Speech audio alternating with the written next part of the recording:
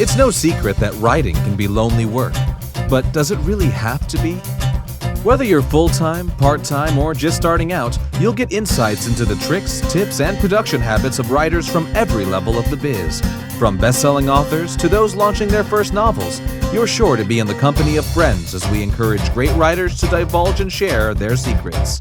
This is the Great Writers Share podcast with your host, best-selling author, Daniel Wilcox. Hello and welcome to episode number 54 of the Great Writers Share podcast, where every week we hijack an hour or so of time from some of the kindest and hardest working writers around today to join us on the show and discuss everything that makes them tick, roar and bounce. Today's date is Monday the 21st of September as of recording, and for those who maybe haven't joined in a couple of weeks, who have been a bit oblivious to the last few weeks of what's been going on, I am probably going to be the last one within our intros just to remind people that this show has changed slightly. So the interviews are still exactly what they were. We're still getting some fantastic talent on, but the Great Writers Share did expand, and over the last few weeks we've had my lovely new co-hosts introducing some awesome talent. So we've had John Crinan speak to V Castro, we've had Holly Line speak to Autumn Burt, and Faye Trask speaking to Ritu Batal. And it's been really interesting from my perspective listening to the other guys sort of knock it out of the park. They're doing a fantastic job, and it's been an experience because I've still been very active with the podcast. I'm doing all the editing behind the scenes, all the publishing, making sure that the wheels are turning. But it's nice not to have so much, with time tied up into it, which has been a blessing for me because I've got a lot of stuff going on at the minute. And it's also fantastic just to hear the other guys just speak to the different people and bring their particular flavours to the interviews, which I otherwise wouldn't have brought. And to widen the pool of writers that we get to speak to on this, because obviously there are a lot of people in the writing world. I want to reach everyone, which is impossible, but the more people we have involved, the more wider we can spread beyond what I would otherwise have been able to communicate with and speak to. And it's just been a lot of fun, particularly watching it from the outside for a little while. But speaking of what I've been doing in the meantime, I'll go into my fiction update.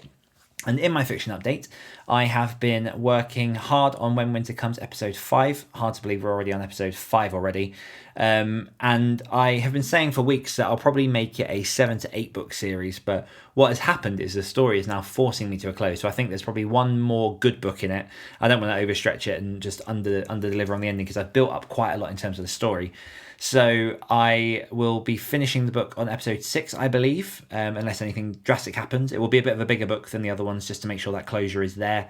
But it's exciting to get done. And I've got lots of stuff turning at the minute in terms of looking at turning it into an audiobook. I've got another cover. It's currently being commissioned to give it a variant cover for the box set.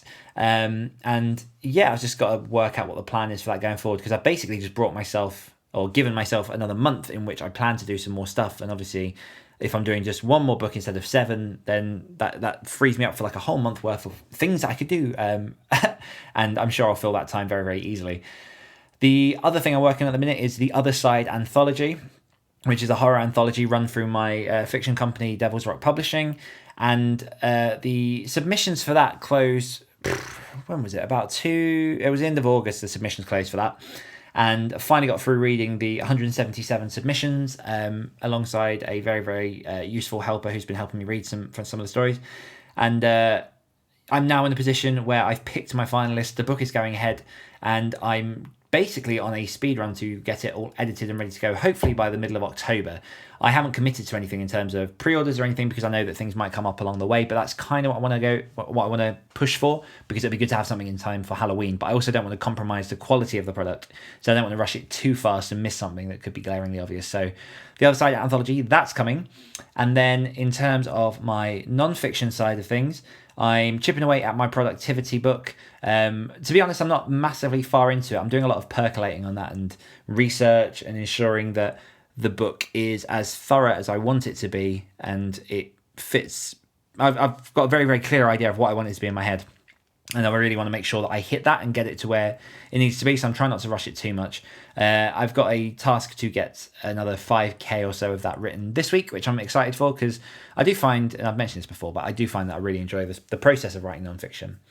And the last update from me is that 2 weeks ago, I did have a photo shoot with a professional photographer, a former colleague of mine who's gone into photography and stuff. And I've recently got the photos back from that, and they are fantastic. For anyone in the UK around the Midlands that wants to check out her work, it's at Wild Violet Creative. And she does branding, she does photography. It's absolutely brilliant. But everything that I asked for, she delivered. For people who want to check out the photos, I've got some of them up on my website at www.danielwilcox.com. There are some on social media, and I've got a whole load in the bucket that I've not yet released because I've got I'm basically working on a lot of things in the background that will need these photos, and I don't really want to sort of air them too early. So that's all been going on, which has been a lot of fun. But the reason you're here today isn't for me. It's to listen to our guest, who is Jennie Nash, who is a book coach and the head of bookcoaches.com and Author Accelerator, a service which essentially pairs you with a book coach and helps you reach whatever your definition of success is as a writer. So book coaches are basically like a personal trainer for writers. They're there with you in the trenches every step of the way. And we talked to Jennie a lot about what book coaching is, what her definition is, and how she got involved in it, because she was a Middlist published author as well, or is. Don't take that away from her. We talk about the truth behind the author journey and some of the very common misunderstandings that a lot of people might have, and also the similarities in the startup world and the business world and how they can translate into your writing career, if that's what you want to make this. And we also talk about valuing yourself and keeping your integrity. So making sure that if you decide to go into coaching or anything like that, you get what you're worth, but you're also delivering the service, the quality of service that you should be delivering. So all of that coming up very, very shortly. Before we get into that, I want to give a quick shout out to all of our patrons over at www.patreon.com/greatwritersshare, where for as little as $1 a month, you can get access to a whole load of extra good stuff, including early ad-free releases of each episode. You can go over into our Slack community and get involved in our sprint and accountability channels, as well as so much more. And you can also enter our monthly giveaway, where every month we give away a random book of choice, which is designed to help authors. And this month's book is the wonderful Holly Line, our co-host. Holly Line's Goal Setting for Authors, and she's offering a signed copy for anyone that gets over and gets involved in that competition. So if you want to get your hands on that and all that other good stuff, just go to www.patreon.com/greatwritersshare. And now, without any further ado, we'll dive into the interview with the one and only Miss Jennie Nash.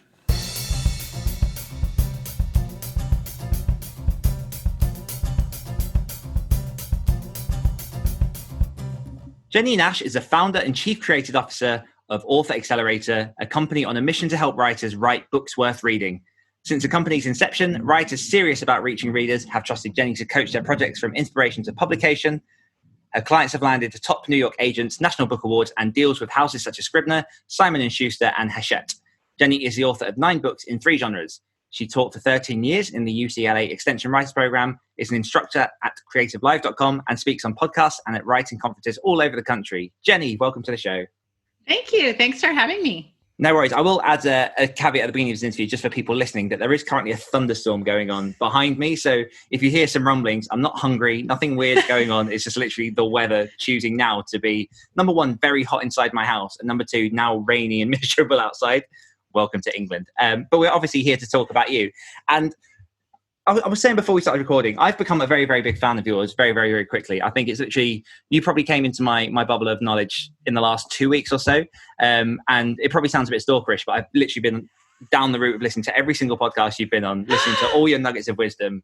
I'm there. I'm with you. So I'm very, very excited to have the opportunity to ask you my questions, pick your brain, and hopefully take you in some directions that you haven't quite been before, which, I know is difficult. You've been on a lot of different podcasts. I love it. I love it. Thank you. And I appreciate the attention. I do the same thing. I love learning, and I love, so if I follow someone and I'm interested in them, I read all the things. So I get it. Yeah, no, I go very deep very quickly on things that I enjoy and particularly resonate with. And I thought what might be an interesting place to start is I've seen So this name isn't particularly a name that pops up a lot within writing circles, but as someone myself who is an ex-marketer, and obviously as part of a writing business, you have to market. That's a big part of it. I've seen you bring up Seth Godin quite a lot, and I just wondered, what is your connection with Seth Godin, and why does he resonate with you so much when it comes to your author business? That's a question I have never been asked. Yes, already won. Yeah, you win. And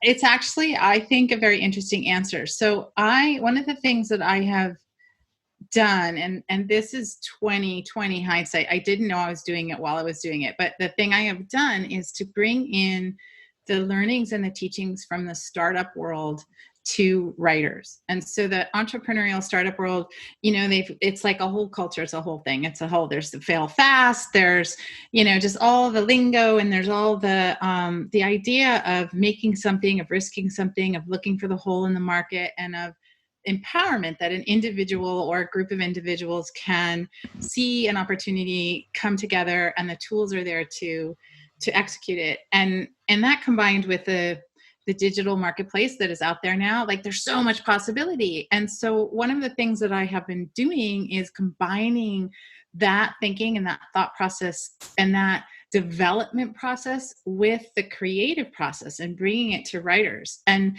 the thing that I have just found over and over and over again is writers are just woefully unprepared for how to be a writer in the world, right? They know how to write, or they're learning how to write, and that's the thing that they're drawn to and they're attracted to and they're good at. But then when it comes to it, and it comes out in really simple questions like, I'm scared of social media, or I don't know if I should go on Twitter or Instagram. And that's not really what they're saying. And what they're saying is, I don't know how to be in this new fast moving world as a writer.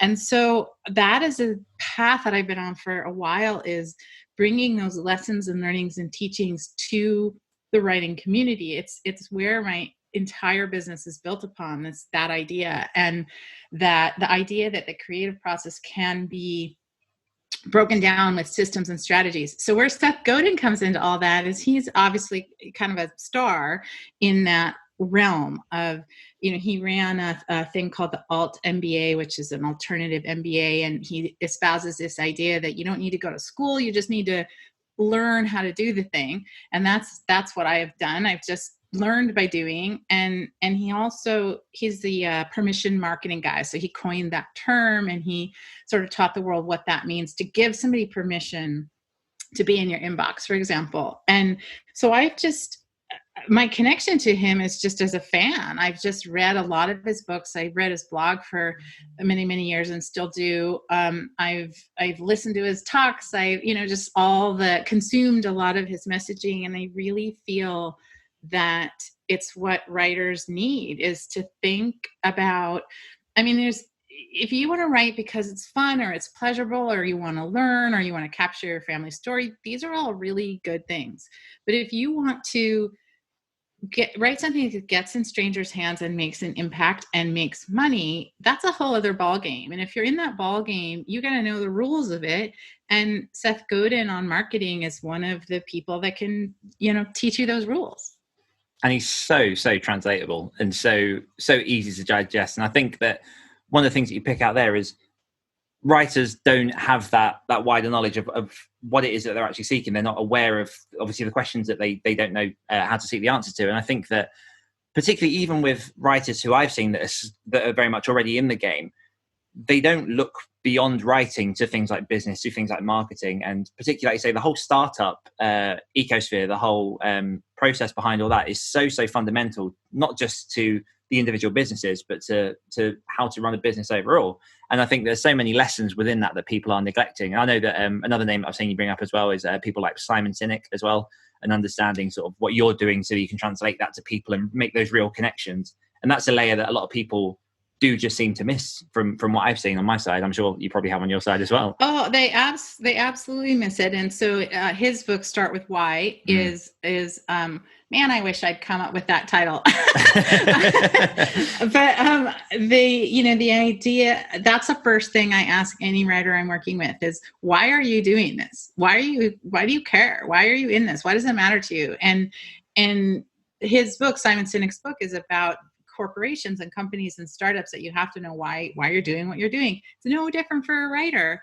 And then his newest book, The Infinite Game, I love that idea of it's not about who makes the most money or who gets on the bestseller list in the case of a writer, or, it's about that constant iterative process of refining and doing over and doing again. And I find that that's the writing process. That's the revision process. That's the process of writing a book and then writing another book.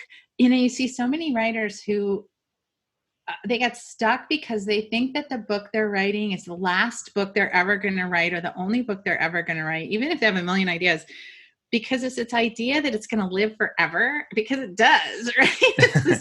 It's just, there it is. It's on the shelf forever. But you can write another book. You can have another idea. You can evolve. You can grow. You can iterate. And so all these business ideas, I just really, when I say that I know I've been doing this in retrospect, I didn't set out to do this. And I'm an unlikely person to have done this, because I came up through the writing side and the publishing side, not through the business side. And I came to all the business things just by temperament and pleasure, I guess, and began really seeing that crossover. And the book that really did it for me was Creativity, Inc. by Ed Catmull, who was one of the founders of Pixar. I just think every writer should read that book, because what they did was they systematized story. That's what they did. And it was just mind blowing to me. And when I read that, I just, light bulbs were going off everywhere. I thought, that's it. That's it. And, so yeah, I think writers need to realize that creating is only part of it. It's only the start, and there's so much more, and that actually they have the talents and skills and mindset to do really well at it. And I realize that we've jumped straight into some pretty heavy topics, to be honest, for people that might be listening to this. And what we haven't yet done is actually given a little bit of background of your journey. So would you mind just giving sort of like a brief overview of, obviously, you mentioned a little bit of sort of your journey from writer and upwards. Are you able to add like a little bit more colour to that in a bit of an overview, and then we'll jump back into the Yeah, definitely. I was a writer for many, many years. I'm 56. I think that gives some context, because I've been at this for a long time. My first job out of college was at Random House, and I worked for a fiction and a nonfiction editor. And I was in the writing world on the magazine side and the publisher side for quite a long time. And then I was in it as a writer, and I became a really solid mid-list writer, which is just as bad as it sounds.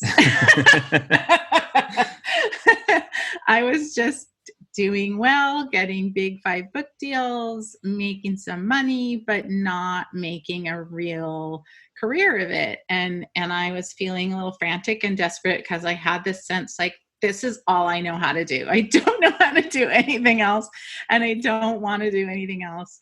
And in the franticness, something emerged into my life, which was book coaching. And it came from a request of a colleague in the UCLA writing program, who asked me to help her, because she saw that I was approaching the work with systems and strategies and with a market focus. And in a writing program, so many people are focused on teaching craft, which is great. You have to learn craft. But I just, by default, was really focused. I was teaching memoir, and I was really focused on, you can't just write your story and put it in the marketplace. It doesn't work like that. You have to think about who it's for, and who's going to care, and who's the audience, and what's universal in your story, and why are you trying to share it, and all these questions. And so this colleague asked me to help her, not with a memoir, but with a book on writing, actually. And I did that. I created systems while I was helping her to do that. And we sort of helped each other figure out what this was. And that writer was Lisa Cron, and that book was Wired for Story. And then her second book was Story Genius. She actually just finished a third. So she was my first client, and it was a massive success, and it changed her career trajectory. And after that, I got quite a lot of people asking me for help, and I kept replicating the success. And so I realized I had something. And I also realized that I was a better book coach than I was a writer, and that it used more of my talents and more of my skills. and that I was just as excited helping another writer as I would have been had I had that success. So I remember I had a colleague, and she said, you should be careful about all those people asking you for help, because they're going to suck all your time away.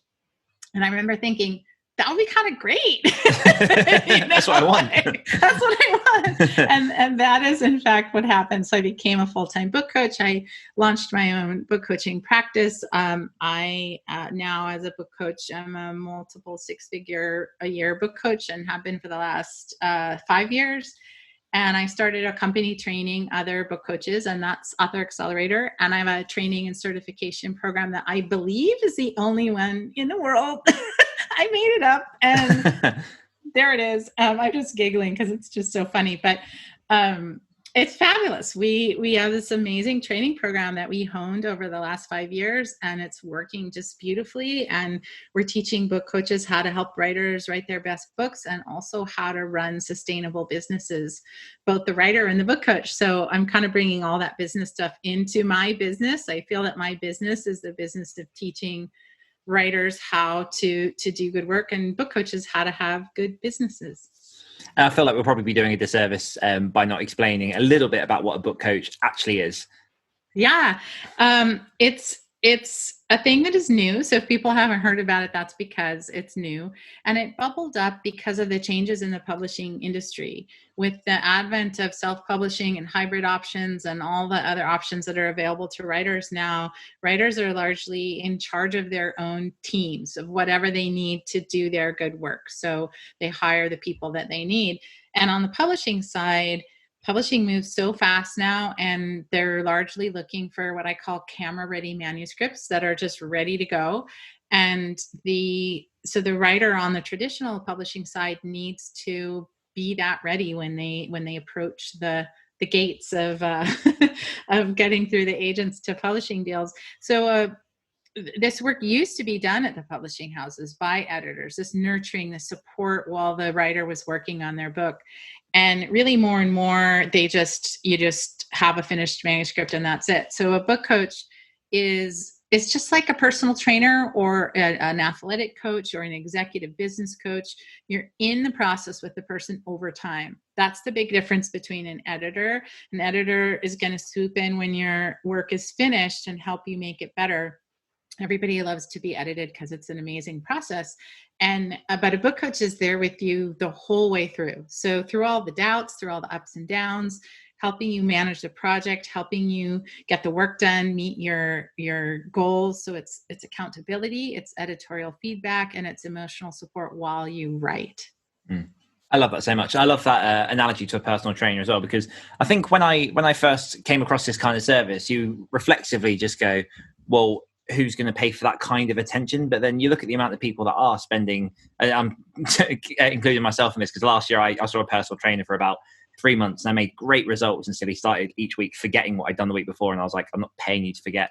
But that analogy of actually having someone guiding you, helping you through the bits that you don't know, because that was the reason I went to a personal trainer, was I'd been to gyms before. I knew how to use the equipment, but I didn't understand muscle structure. I didn't understand how to go from zero into what I wanted to get to. I've got previous injuries that needed attention and needed specific exercises to make sure that I won't damage them more. And to look at that and then translate that into the actual writing world, it seems like such a common sense thing. And I think this is why I got hooked into the stuff that you were talking about, because it just seems like it should be such a commonplace thing that people understand, but it's just not. There's this mysticism about writing that just seems to be lingering. Well, yeah, and I think you touched on exactly why there's this shame in the writing world around asking for help. Like there's a certain kind of help that's acceptable, right? It's acceptable to take a class at a university for a semester. It's acceptable to go to a week-long writing retreat or to go to a writing conference. But the idea that somebody would be in the process with you, what a lot of people fear is that they're going to lose their voice. Somebody's going to take over their story and tell them what to do.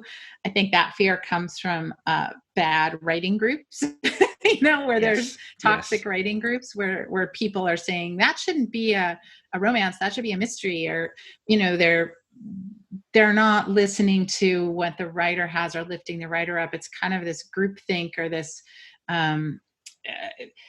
I don't know, who has the loudest voice wins kind of thing. And so writers, I think, are really taught by this system by which writing is taught. We're taught that you shouldn't ask for help. You shouldn't let anybody else in the process. And and that touches on that idea of the, what I call like the genius in the attic. Like, you're supposed to be literally locked up alone and be struck by lightning, which maybe you will actually be right now with our I might be in a thunderstorm. second. But this idea that, and what is that? That's this myth that creative work is so mysterious that it just comes from above. It just strikes a person and they produce it and it's an overnight success, and boom, we lift them up because they've done this magical thing. I mean, that myth is so strong, it's everything from Mozart to even like the J.K. Rowling myth. She sat in a coffee shop and came up with this idea, and then voila, there were 7 books. And what it betrays is the stinking hard work that it takes for a writer to create a world and to get it on the page in a way that others can enjoy or be in or feel. And it's really hard work. And I think we kind of don't want to acknowledge that in a way. We kind of want to just pretend that, and I've been susceptible to this myself so many times with my own writing, where I have this thing where I'm like, if I just have 6 weeks, I could just knock this book out. I could just, and it'd be so great. And then it'll be this like huge hit. And then like I've told myself that so many times, like for years, you tell yourself that. And then you realize, 5 years have gone by and I still only have 3 chapters that don't work. And, so the idea of asking for help, the idea of paying for help is kind of antithetical to the way that we think writers work. And the truth is, every successful working writer has collaborators, has partners, has editors, has supporters that they pay, has people that are in there. I mean, you look at the acknowledgments of any book, they're not 3 people there. A whole team. Dozens of people. And so one of the things that I have taken upon myself to do is just educate people about what a book coach is and what we do and why it's worth it. And on the other side, really, I mean, I have this conversation probably with the book coaches in training more than any other conversation, which is people will be willing to pay you for what you do if you bring value to the process. And that what the coaches in training think that means is, well, I have to promise a success. I have to promise ROI, return on investment. I have to promise publishing success, reader success, sales success, agents, book deals, the whole thing. And I keep saying, no, you don't. I mean, does your trainer, your personal trainer doesn't say, you will only pay me if you lose 15 pounds and, build 10% more muscle. Like, you just don't do that. Or you'll only pay me if you end up being able to do 40 push-ups. You pay them for the experience of having someone in the process with you, and you value it for the attention that person brings. And it's up to you still to do the hard work, right? Yeah, you definitely have to own it. I want to jump back a little bit to following along this thread a little bit. When it came to your own writing, because like you said, you were a middle-list writer, you were doing well by, up and coming writer standards, you're making a living from it. And then you went into the book coaching side of things. How did you reconcile that journey from putting all your eggs into the writing basket into suddenly trying to go, okay, I think book coaching might be the way forward? Because I can imagine that was quite a transformation to go through. It was. And I think it was like any transformation. It was slow. At first, I thought of book coaching as a side gig. And a lot of people come to book coaching for that reason, whether they're writers and they're looking for a more stable income stream, or we have a lot of mothers who are looking for part-time work they can do on their own from their home. We have a lot of ex-academics, actually. So a lot of people think of it as an extra thing or a side thing, and that's how I thought of it as well.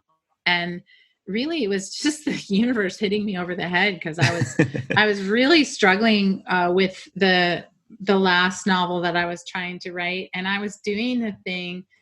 It was such a failure in so many ways. I was doing a thing that I now counsel everybody not to do. I was rushing it. I had this overinflated sense of my worth as a writer. I had a misconception about how books were sold. And I thought that this was at a time before every writer had a website and a blog and a direct connection to readers. It was just sort of happening that was coming up. And I had done a lot of bookstore events for my previous books. That was what writers used to do. You'd go and you'd do readings and events. And I thought, I have this mailing list of bookstores. Like, I'm good. I can sell this book on my own. And, so I rushed it, and I had this just weird sense of how it was going to go. And all of those things were wrong. So I had this crushing defeat with this novel. And I call it that because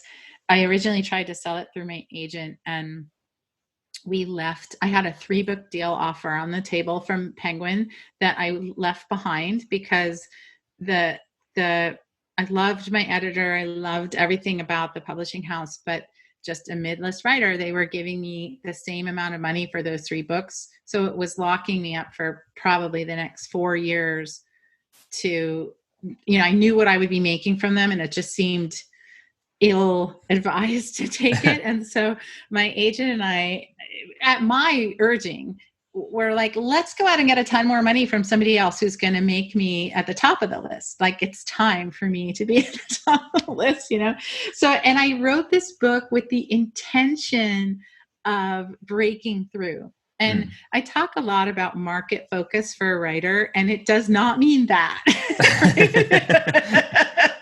It does not mean like I can reverse engineer a big selling book, or I can, vampires are hot. I'll write a vampire book. Like, I don't know what I was thinking, but I mean, it's not a terrible book, but I wrote this book and it went to auction. My agent took it out asking for big money, and it went to auction, and we had 6 really amazing editors at really amazing houses who were going to bid on it. And then on the day of the auction, nobody bid. And what that means is that the editors couldn't get the financial support at the level we were asking for from the publisher. So it was this big giant flop. And then that's when I said, well, I'll just do it myself, and I'll just do it really fast, and I don't need them. I can just, I just didn't know what I was doing. And that was a giant failure too. And so I tell this long story because that was all happening while this book coaching stuff was falling in my lap, and my book coaching clients were killing it, and they were getting these big book deals and selling their books and, just doing really well. And I kind of was a little bit like, well, screw that whole thing, like that whole writing thing. I'm going to do this other thing. And it was just one of those things of going where it's easy, like sometimes the thing you're good at, you fight against, and it was just so clear that I was good at this, and that it was, I mean, when I say easy, it wasn't easy, but there was an ease about it that I was not feeling in my writing life. And so the switch was sort of long, sort of a crossing paths of an up and down path. The writing was sort of on a downward spiral, and the book coaching was kind of on an upward spiral. And so that it made my choice sort of easy to go all in on the book coaching. And I love, I will make it, note as well. Like, I love how transparent you are and how just like upfront you are with sort of owning the things that have happened in the past and sharing that, because I found that particularly listening to the thousands of podcasts you've been on, there's been so many times where you've just been open and honest about all your stages of the journey, all your pivots and whatnot. And I think it's rare to find that kind of transparency in people who have been through that journey. And I think that is what adds to that mysticism of what it is to be a writer, because nobody actually shares really openly the journey. And that's the reason that I do this kind of podcast and get writers on to explain their journey, why dozens of other podcasters do it as well. Because I think it smashes some of that. And one thing that has come from the story you just told, from the podcast I've listened to before as well, and I'm going to selfishly bring this back to my own journey, is it's given me a real sort of mindset switch. And it's something that I spoke about with my podcast partner, Hachette, in which I love writing fiction, and I have my fiction and I write that. I also ghostwrite for clients, and that's a side of my income. And I found that I've been pushing and doing lots and lots of the fiction. And I love writing my own fiction. Obviously, the ghost writing is an income stream, so it never feels like the right kind of work. But then I've been looking a lot at, I started a publishing company for horror writers a couple of months ago that I'm sort of building slowly and sort of looking at bringing on authors and whatnot. And one thing that I found over and over again is every time people are asking me why I started a publishing company, in my head, I'm going, because I love horror and I want to deliver to readers. But what is actually happening, or what I actually say, is because I want to raise writers' voices. So you talking a lot about, and we can go into this a little bit if you want as well, sort of, I know that recently you pivoted from focusing Author Accelerator at writers to looking at book coaches. That resonated with me in terms of my head, because most of the time when I started this podcast, I, for some reason, was like, this will help my writing. But what I'm actually doing is helping other writers understand journeys and elevating other writers' platforms. And that's exactly what I'm doing in my publishing company. So now I've had this bit of a mindset switch in which I'm going, okay, maybe a big more chunk of my attention should be on helping writers and focusing and building writers up as well, because I have that kind of platform to help.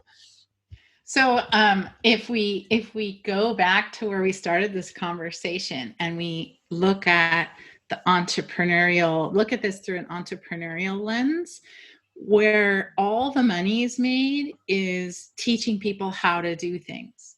So like, if you think about that in a digital business universe, some of the early superstars were the people that realized, oh, all these businesses need to learn how to do Facebook ads. So like Amy Porterfield, for example, has a massive business that started by, I'm just going to teach all the people how to do Facebook ads. Or Marie Forleo, who teaches people how to start online businesses. So it's the people who teach others. I mean, I could just reel off so many other names that's actually where the money is made, because if you're helping other people achieve their dreams and make their income rise and learn how to do the thing they want to do, or giving them the means, it's like the means of production, I guess that's the technical economic term, that people will pay for that, and they will pay to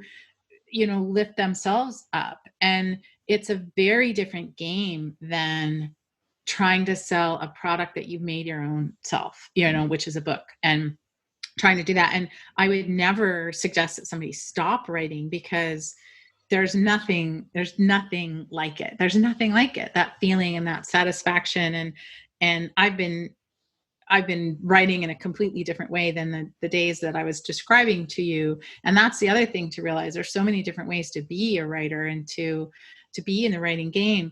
So I would never say don't do that. But there is something extremely powerful about giving other people the channel to do the thing. And particularly if you've got nailed down, which it sounds like you do, like why horror, and why a publishing company, and why only focus on that. And,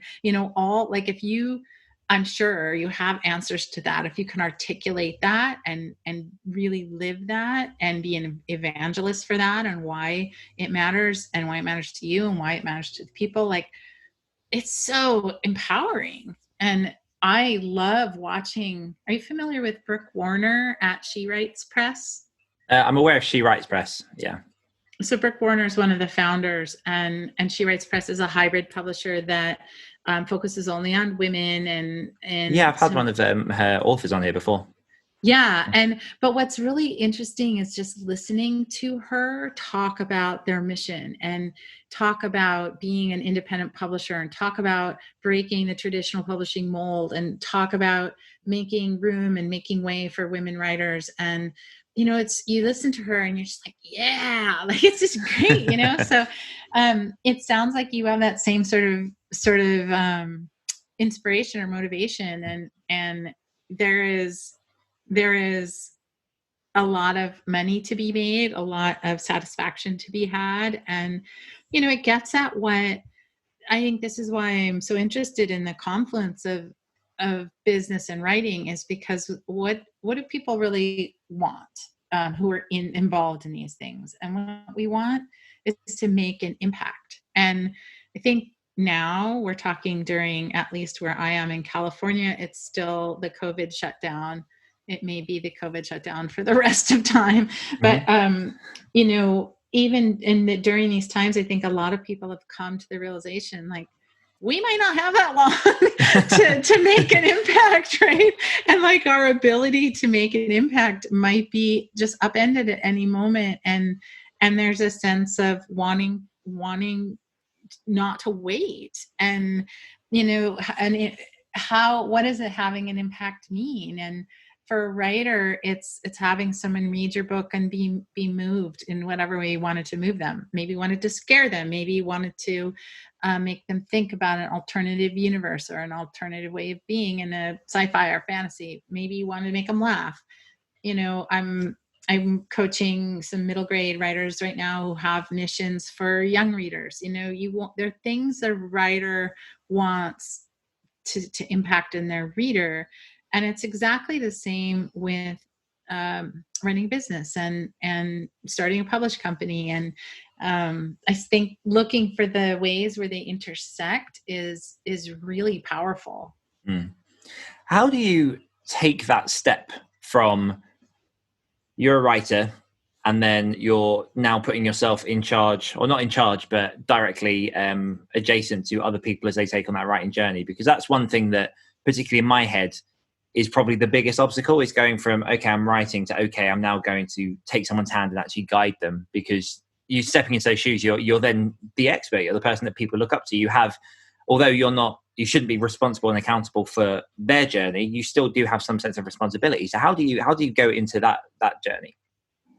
I think it's an excellent question. And obviously it's a question somebody would only ask if they're a person of integrity, because there's a lot of people that are starting businesses, and I would never name names, but making a lot of money just sort of offering things to writers that don't actually help. So, you know, the idea that you're even asking the question of wanting to not promise something you can't deliver, or feeling the responsibility of it. And then, I mean, I have 2-pronged answer. So prong one would be to really think about the processes and systems. And this is the thing that I have learned that just has changed everything for me, which is that you can break everything down into a process. And by everything, you know, you are the author of a lot of books. You've collaborated with people on a lot of books. You've started ventures, you've started podcasts, you've started,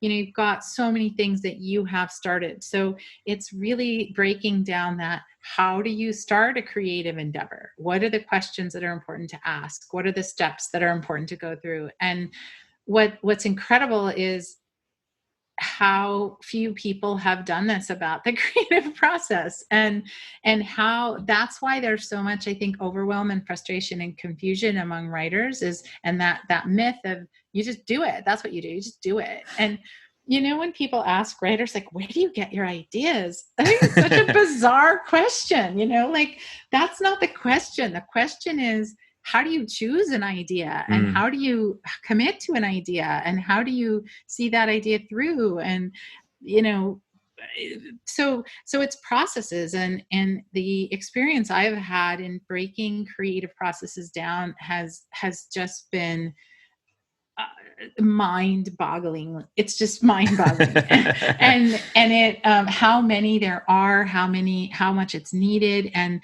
then I have also applied that to the business processes as well. And I had some very smart and excellent business coaches that I hired to help me around this, because my processes sucked, to be honest. And you know, there's sales processes, there's messaging processes, there's, you know, there's so many, and you can spend a lot of money hiring people at every point. But for someone like you know a lot, it's tapping into your own knowing, and so that you have a replicable process. So that's thing one, because the last thing you want is for every writer that you help to start from scratch and explain what you're going to do, and explain how it's going to go, and explain what the outcome might be, and explain how they should start. And, you know, you want to develop a framework to bring them through. So that's thing one. And then you rely on the framework. And what I love about this is that Um, so in my business, I have a team of 5 employees, and we have processes for everything, which we had to do because it was total chaos. And that's we hired someone to come in and help us. And I came to understand that the reason businesses don't, like, we're trying to break through $1 million revenue. And the reason businesses don't do that is because of their processes, really. That's all it is. And decisions and processes. So we have processes for everything. And when something isn't going well, or when something breaks, or when something screws up, we don't have to point fingers at anybody. We just have to say, where did the process break? How can we make a better process? And so it's just fabulous. So that's thing one.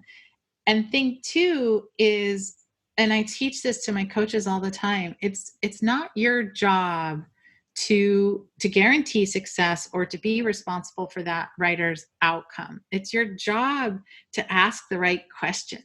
So, so people always say to me, don't you get nervous giving your opinion about whether or not a book is viable? So my particular expertise as a book coach is nonfiction book proposals. And those are documents that you write to pitch to agents. And the only successful outcome is getting an agent and a book. It's kind of a high risk book coaching because there's no, like, you finished, that's an accomplishment. It's like, this is what we're doing as we're trying to sell a book.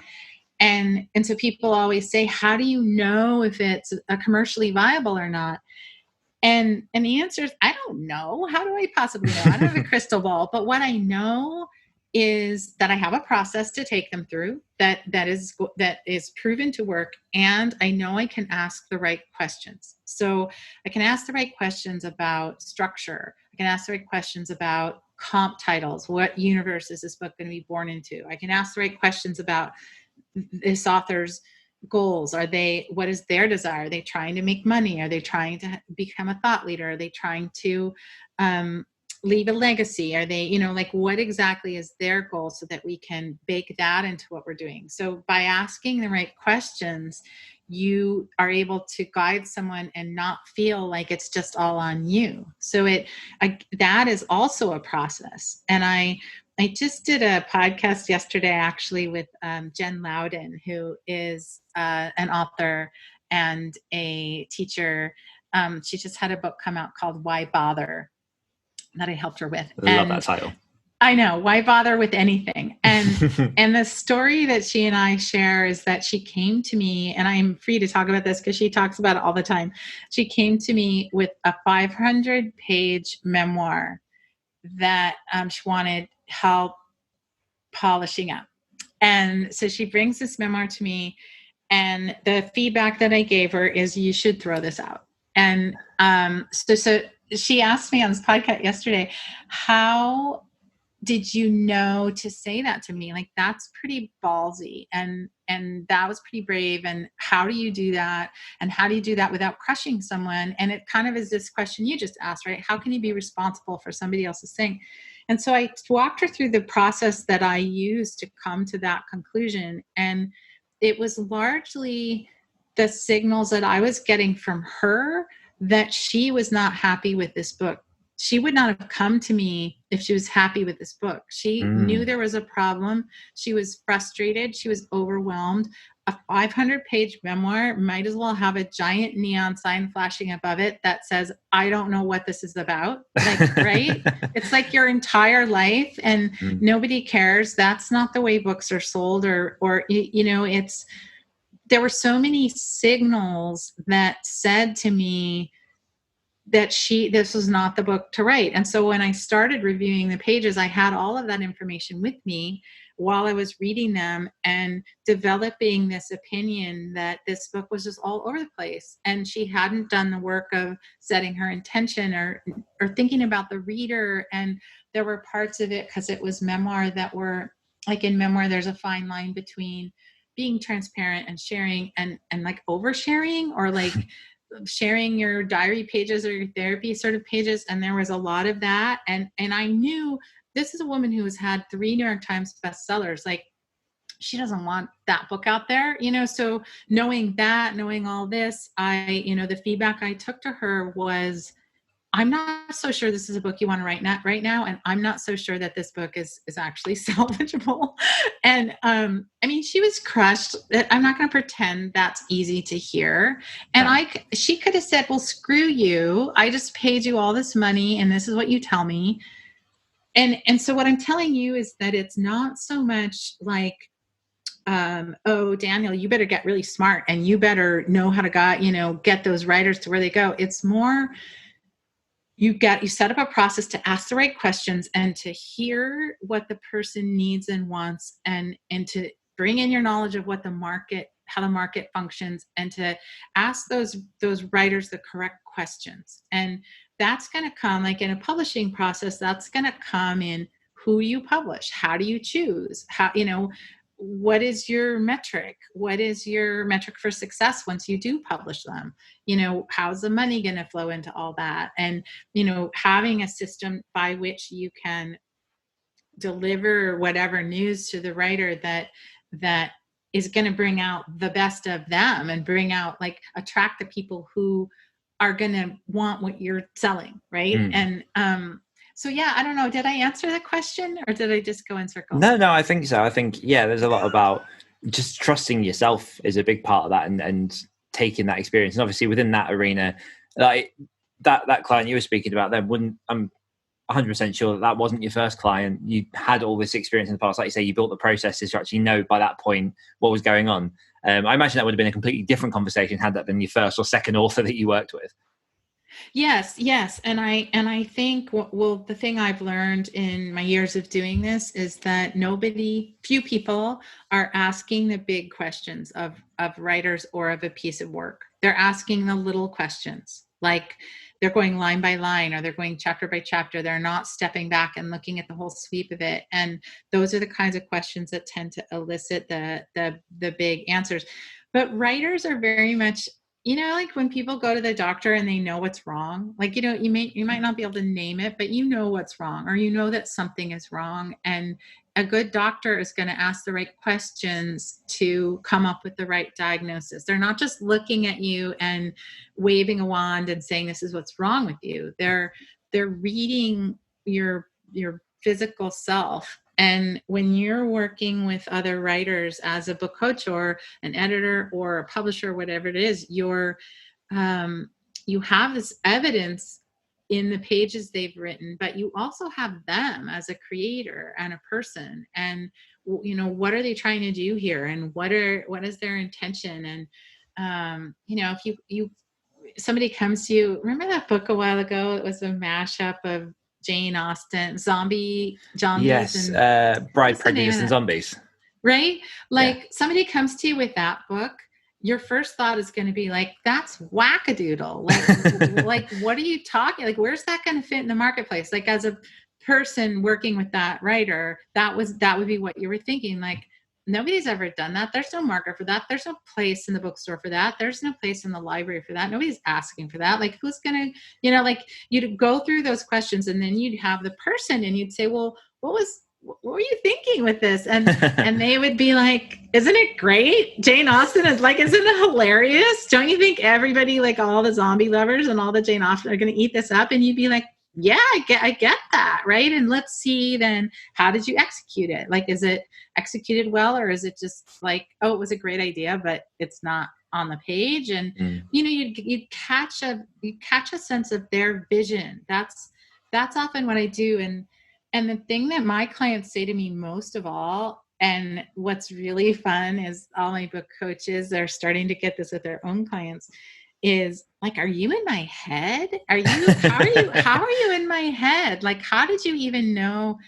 And I sometimes feel bad because it's so easy in a way. Like, they think I'm doing this super magical thing, and it's actually pretty easy if you give them time and attention. Like, if I pay actual attention to what they're saying and what they're writing, it's actually pretty easy to identify what's working, to identify if their vision is there. And, a lot of times what happens is people come to me and they have this vision, but it's not on the page. Like, they can articulate it beautifully in their voice, but it's not on the page. It's just falling apart, and you can tell because they share their vision with you, and then you look at it and you're like, that's not what this is. And so oftentimes the conversation is not the one like I just described, where I'm saying this isn't working, you have to throw it out. It's more like, well, I'll give you an example. Examples are always better. I was working with a woman who was actually sent to me by an agent, and she has this unbelievable, massively big following on the internet. And so you can sell anything if that's what you have.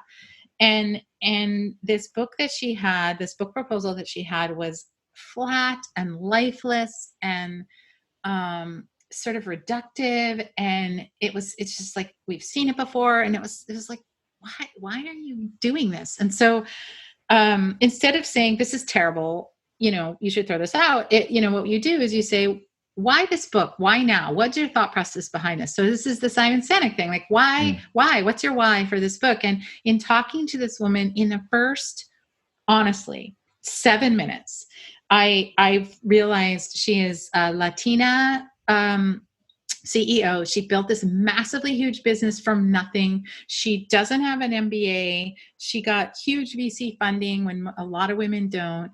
She had sold her first business to Disney. Like that, she had this unbelievable entrepreneurial success story that was barely in the pages of this business book. And so then I was just like, why aren't you writing your own story? Like, why are you deflecting it off? She was writing about other people. And then the answer is she's scared. And so then the whole work that I'm doing with her is, why are you scared? And then what we're talking about is what you're saying, like raising your voice and claiming your authority and putting a stake in the ground and taking up space in the world and all the things. And I'm like, look at all the things you've done. You've already been doing that your whole life. Like a book is just easy compared to that. And that's the conversation that then led to her creating this, what I think, I don't know yet, because she hasn't gone back to the agent, but what I think is going to be just like a powerhouse, a beautiful thing that, and this is the last thing I'll say, Deanna, because I'm going on and on about this. But when I was on Zoom with this client, this is how I knew. So you were saying, how do you carry the responsibility of saying this book is flat and boring and dumb? Like before I said that, when we're having this conversation, I saw her body language and she got all excited and she got all animated. And when I was first talking to her, I couldn't connect the woman whose credentials were so amazing with the woman I was talking to, because she seemed shy. She seemed not very articulate. I was like, I don't get that that's you, right? And then when we started talking about her story and I started asking about her, what would you feel about writing this or take it in this? She was just, all of a sudden she's like a different person. She's rattling off, like I could barely keep up with what she was saying. And it was like, oh, that's where all the juice is. You just, again, it was just a matter of being afraid to go there. So that's the work of a book coach, is like an editor can't do that, because an editor is mostly working with what's on the page. And because I'm in it with her and I'm in the process with her, I'm pulling it out of her. So just back to your question, it's not about carrying the responsibility. It's just like the personal trainer. Like I can give you the framework and the time and the attention to bring your vision to life and to bring your best vision to life.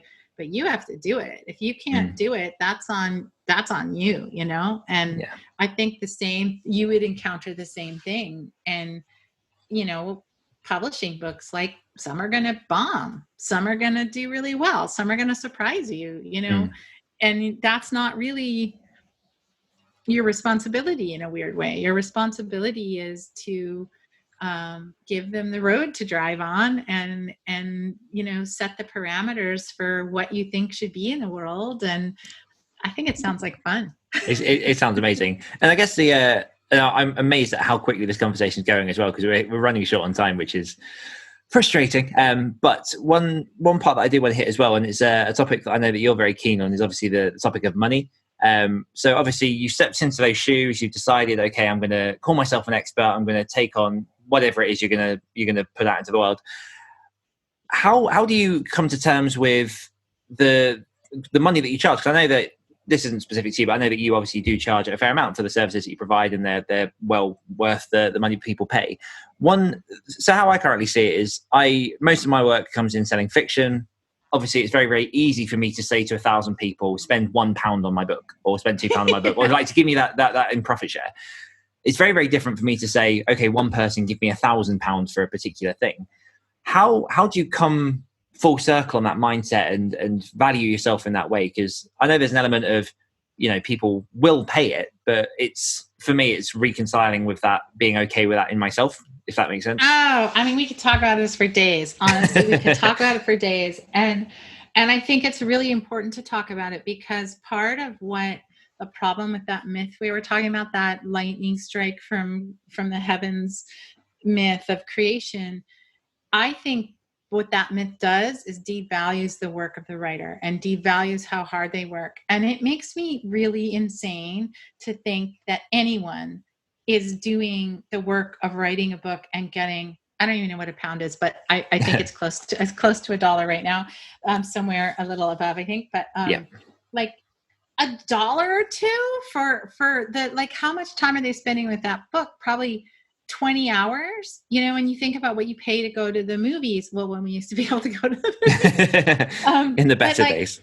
Or what you pay for the things that you truly value in the world. Like, why are we not paying our creators? And that, I think that's part of the reason why self-publishing has risen up so much, is because publishers traditionally don't pay writers that well. You get like 15% of the sale price, and then you give that 15% of that to your agent. Like, you're not actually coming away with much of the percentage price of the sale of the book. And a lot of writers went to self-publishing because they can control the means that they get from the book.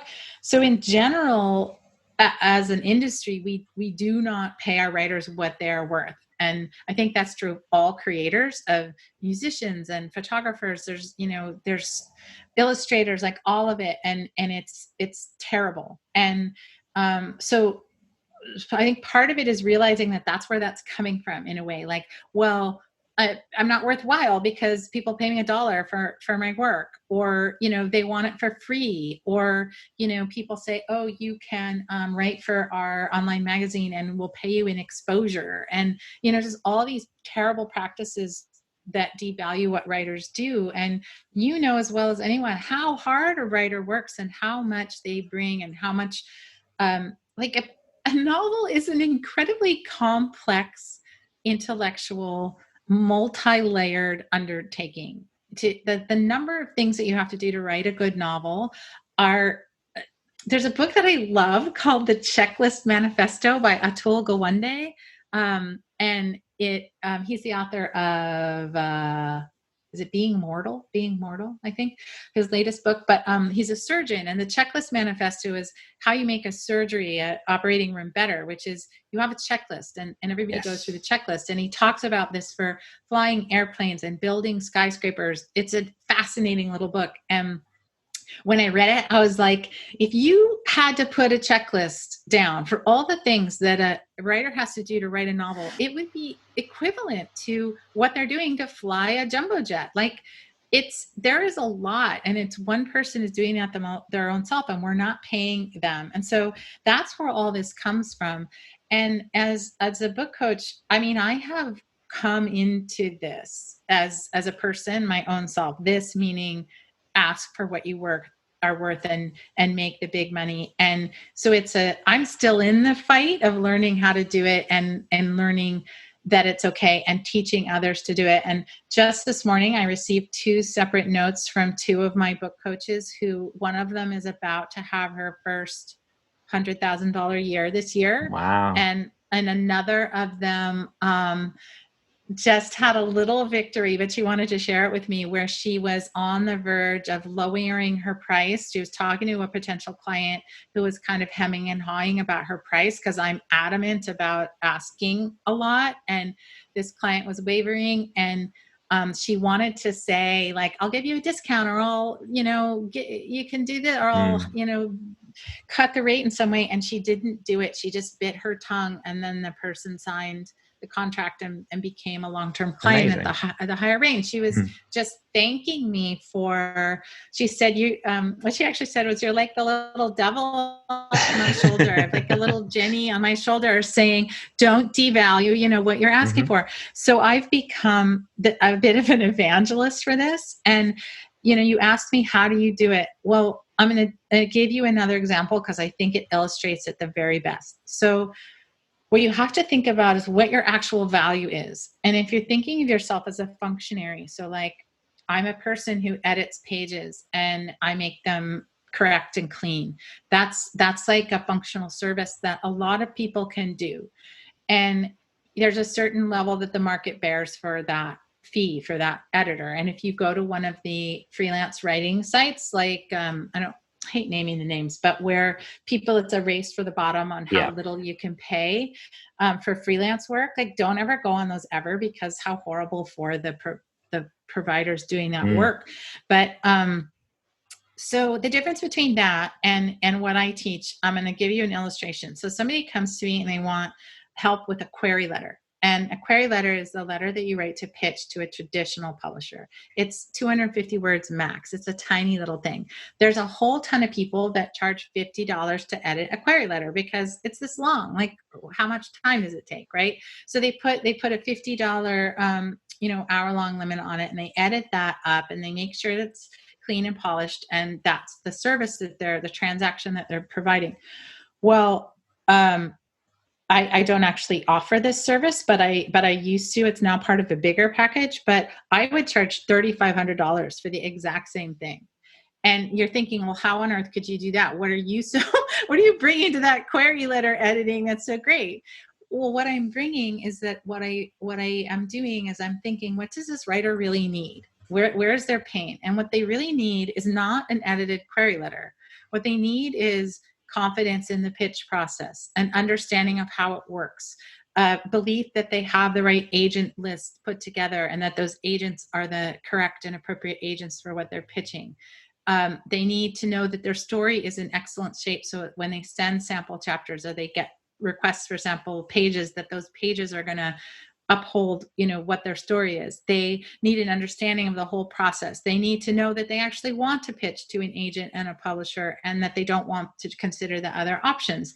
They need, mindset shift because they're going from the place of being a creator to being a person with a product selling it. So they're crossing this huge line. And so the value that I can bring to them is way more than just let me edit your query letter. And I would never take $50 to edit a query letter because if they don't have all the other stuff, it's probably not going to go well. And people come with rejections all the time. Used to do this rejection audit and it's, like, why am I getting rejected? And it's because of all those other things. It's not, probably their query letter has problems too, but so I charge a lot because I'm providing a value that is much bigger than what the industry typically says a writer needs. And so I'm really thinking about what a writer needs. And so in the work I'm doing on book proposals, for example, it's extremely expensive service that I offer. And people, I'm just going to tell you because it's real. Even in the middle of the pandemic, they're lining up to work with me at these very high prices. And it's because of the value I bring. It's not just, like you can go find out on the internet. There's 5 million places to find out what a book proposal should look like and what the elements are and what goes in it. You can take an hour-long class from some exceptionally smart people. You can buy books. Like you can do all that. But to have somebody walk you through all of those elements and how they fit together and how they fit together for your idea and all the things I just told you about querying and all that goes into it, that's my packages are in the $24,000 range. So that's the difference is I'm giving them everything and all the layers and looking at the whole writer and bringing them through the whole process. And my writers do extremely well. I have an extremely high success rate.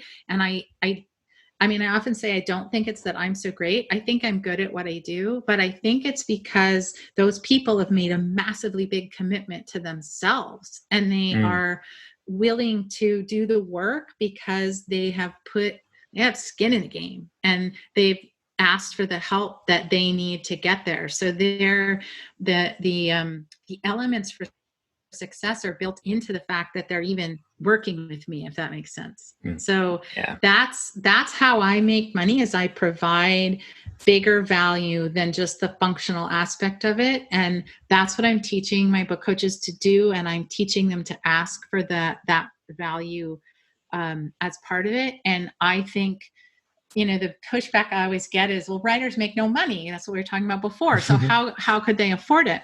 Well, they can afford it because everything else they've done isn't working. And, they've tried all the other things. Like, if you've tried all the other things and it's working for you, you don't need me. You don't need anybody. Like, do it. You're good. But if you've tried it and it's not working, they're feeling a desperation and a pain, and they will pay. They will absolutely pay. And to equate the education of writers with what writers actually make is sort of not the right metric. Does that make sense? Yeah, absolutely. I think it's something to be said. One of the points you picked up there are people actually putting that financial, stake into it. Because we say it all the time when it comes to writing as indies, in that if you constantly offer all your books for free, what you're going to get is a lot of readers, a lot of people on your mailing list who expect free things. Whereas if you can actually curate and bring in readers who are willing to pay, you're training people to expect to actually pay for the products you have. And there's such a disconnect with a lot of people's mentality in how they see money. And I know that, like, I'm definitely not perfect. I'm still working on, because I know that I've charged for particular services to help people. I've run sort of short courses on how to write short stories and whatnot.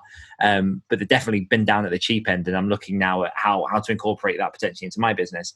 But yeah, it's a whole hazardous game, and I don't think it comes back to writing as well. But it's just one of those things that they don't teach you at school.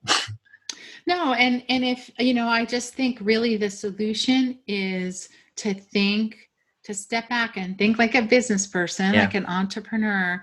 An entrepreneur would ask, what is the market need? Where is the hole in the market? What is not being provided? And in the writing world, what I see that is not being provided is this holistic, really big picture help, where somebody says, I will be in this with you all the way through, and I will help you make good decisions and make a good plan and see this project all the way through. And that, of course, you're going to have to pay for that, because it's somebody's time and expertise. Like this very expensive package I just mentioned to you, when I'm working with someone in that $24,000 package, like, they can text me at 11 o'clock at night. They're sending me stuff back and forth on Saturday morning. They're like, I'm all in with it, with them. And that is what they expect. And that is what I offer. And if they have 9 million questions when, they start pitching agents, I'm answering their 9 million questions patiently and with good cheer, I would hope.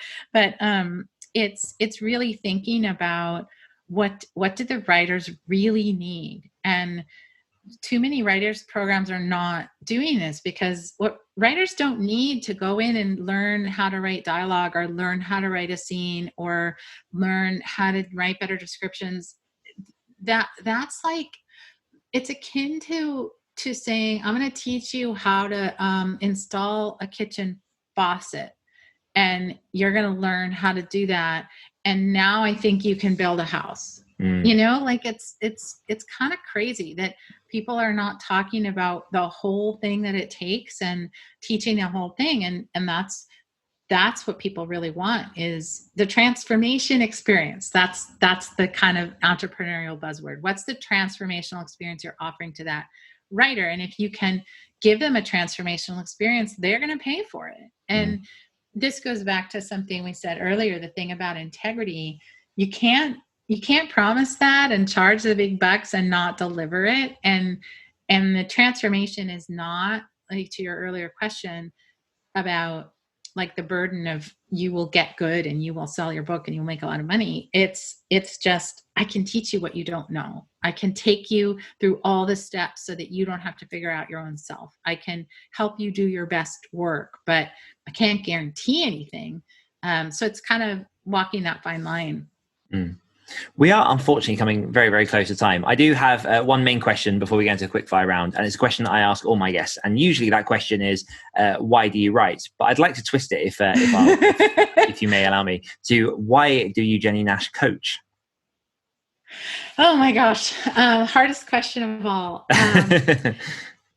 I coach because I believe that writers can save the world. I really do. I believe that stories are the bridge between cultures and people and ideologies, and they are the most powerful, noble creation that humans can do.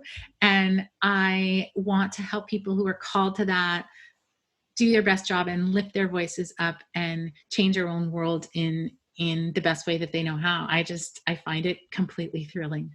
Beautiful. Oh, I love that. Okay, into the quick fire round now. So I've got 10 questions. I'm going to throw at you as quickly as possible. Okay, I'm ready. All in good fun. Feel free to pass if you need to.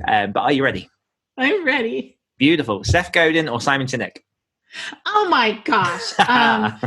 Seth Godin. Cabin in the woods or a villa on the beachfront? Cabin in the woods. What's your go-to snack? Oh my gosh. Blueberries. Do you have any pets? No pets. Who was the last writer to make you laugh? I just watched Hamilton. Lin-Manuel Miranda. Good choice. Laugh and cry all at the same time. Amazing. Beautiful. One book you've recommended the most? The Creative Habit by Twyla Tharp, because she shows that creativity can be contained. Nice. Favorite kind of chocolate? I can't eat chocolate. I'm allergic to it. Oh, no. It's tragic. Do you have a hidden talent? Do I have a hidden talent? No. The older I get, the more I realize that I really am only good at a narrower realm of things. So I can't say that I do. What's your favorite season? Oh, I love fall. Do you have a favorite animal? Hummingbird. Beautiful. That's 10 questions. One bonus question. Where can my listeners find out everything about yourself and all that you're working on? They can come to bookcoaches.com/ABC, which stands for About Book Coaching. So it's bookcoaches.com/ABC. And you can learn all about book coaching. And there's a series of videos that walks you through what it is, who might be good at it, if you can make money, all the questions to help you decide if book coaching is a thing you want to be or become. And I would also suggest, if anybody listening is interested in using a book coach, to go to authoraccelerator.com, and we have a free matching service where we will match you with one of our certified book coaches, and whatever you need help with, we can try to help you. Beautiful. Well, Jennie Nash, thank you so much for donating your time. It's been a genuine pleasure having a chance to catch up. So fun. Thank you. No worries. And thank you everyone for listening, and I will see you next week.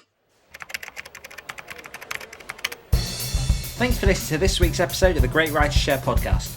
Next week, I'll be turning the tables on our wonderful co-host, Faye Trask. Don't forget you can get early access to every episode of the Great Writer Share podcast and the chance to ask upcoming guests any of your questions just by becoming a patron of the show. All you need to do is visit www.patreon.com/greatwritershare and support the show for as little as $1 a month. One more time, that's www.patreon.com/greatwritershare. Until next time.